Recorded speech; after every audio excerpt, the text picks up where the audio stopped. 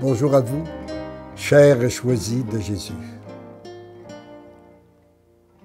Le message 191 du premier volume nous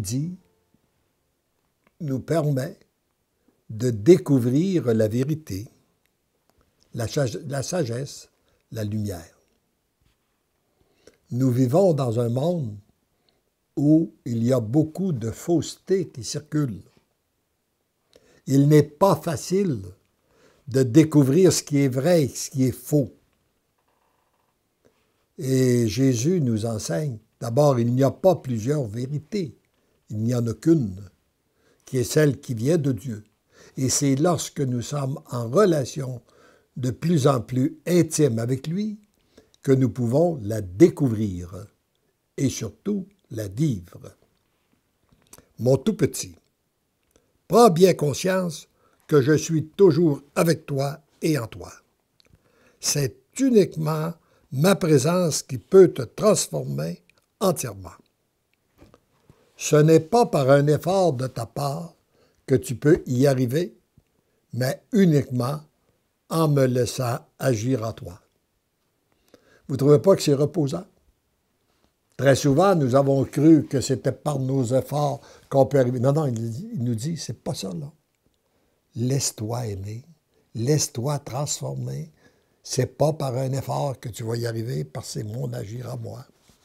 Ma présence en toi, qui est amour, vérité, sagesse et lumière, agit au moment opportun pour toi, mais surtout pour les autres qui sont autour de toi. Alors, voyez-vous, Dieu fait toujours des coups doubles. Hein? En même temps qu'il nous transforme, nous, il agit à travers nous pour les autres qui sont autour de toi. Et cela, peu importe qui est avec toi, où tu es, quoi que tu fasses.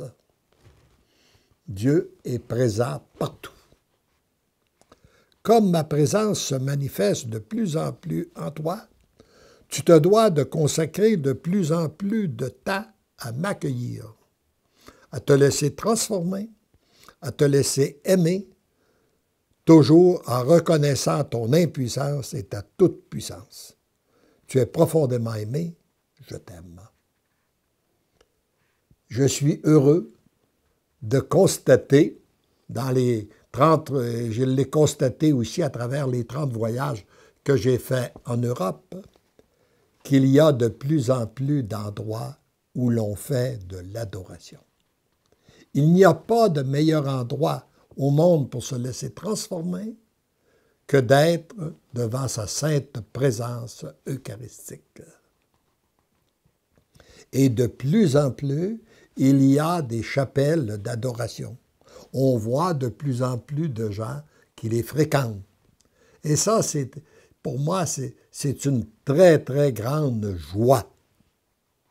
Et je peux vous dire que les écrits qui ont été, que vous avez dans les volumes pour le bonheur des miens et choisi Jésus, je crois qu'une influence très grande, ce qui m'a permis d'être inspiré pour les écrire, c'est que, parce que j'ai commencé à écrire en 1996, mais en 1988, le Seigneur m'avait demandé de lui donner une journée à la prière, à l'adoration. Et alors que j'étais en pleine activité dans mon entreprise, avec une vingtaine de bureaux, une centaine d'employés, j'ai répondu à son appel en disant, moi, je veux faire de ma vie, je veux que Dieu ait la première place dans ma vie. Je lui ai donné mes oui, et lorsque j'ai eu la confirmation qu'il me demandait de donner mes mercredis à la prière, je lui ai donné.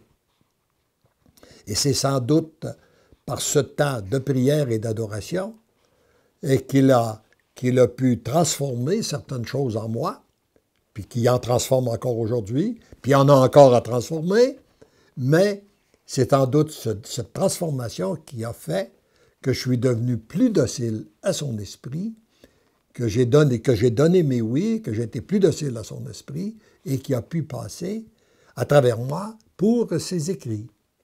Et je lui demande la grâce qu'il m'a donnée. Je la demande aussi pour chacun de vous. Car c'est réellement là notre présence, sa présence en nous, notre relation avec lui, c'est là notre véritable chemin du bonheur. Amen.